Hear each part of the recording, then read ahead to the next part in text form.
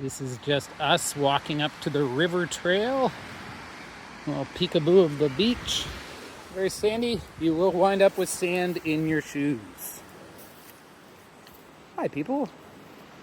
Got a bit of a mystery here. What made these tracks? Turtle? Snake? Snake turtle? Bike?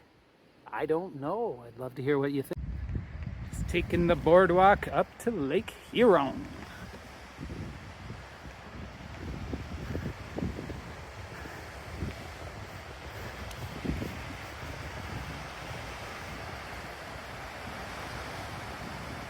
Hello, Riverside Trail.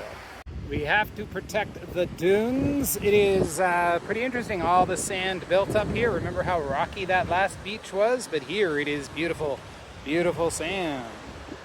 Super sandy. I guess it all collected down here. Just a little bit more sand dunes. Do the dune! Okay, and this is the Riverside Trail we've started walking on, although I might call it Beachside Trail or something. No river yet. I'll keep you posted. Okay, I spoke too soon. The Riverside Trail has this beautiful bridge crossing the Little Sauble River. And this Little Sauble River does not disappoint. And it is just a beautiful, beautiful place to be. Peace. There's all these little squat jack pines along the side of the path, which are really beautiful to look at. And what's great here is you always hear the sound of the water. Okay, here we are on the Tulip Trail. And apparently it is called the Tulip Trail because there's a lot of tulip trees along the side of it. So when I see what I think might be a tulip tree, I'll get back to you. No tulip trees that I can see yet, but I just thought I'd check in and say, what a beautiful little winding path. And as promised, we have the tulip trees. So this would be a tulip tree, which I understand is essentially a kind of poplar tree. I'm a little disappointed. I thought it would be a giant tulip.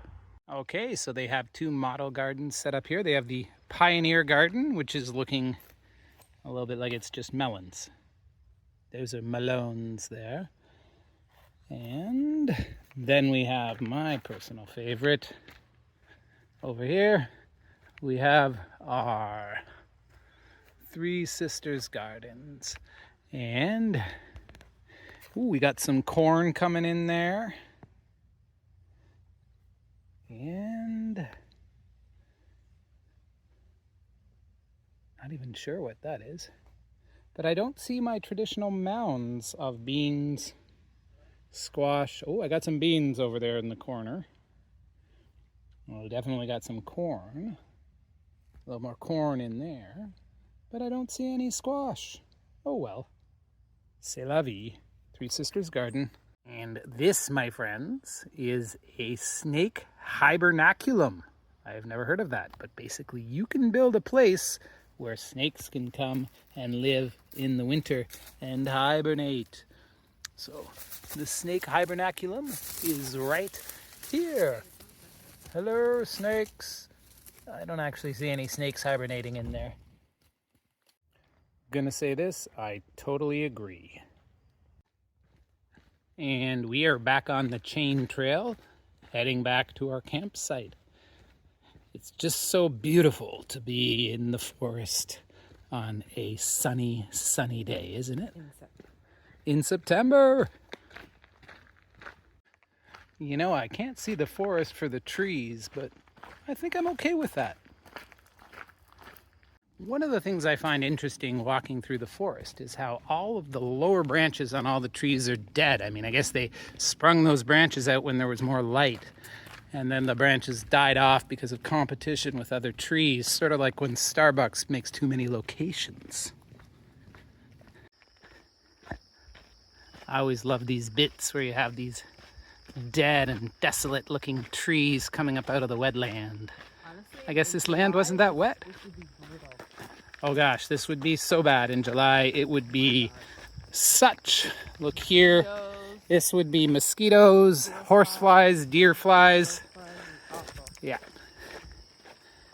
But I cannot stress how incredibly pleasant it is to be walking here this fine September day. Honestly, September camping, I can see why so many people do it.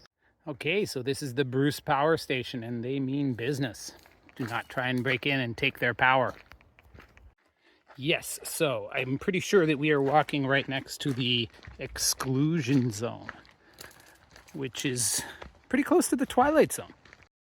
Sorry for the rather abrupt ending. The day was so awesome that I kind of just stopped filming.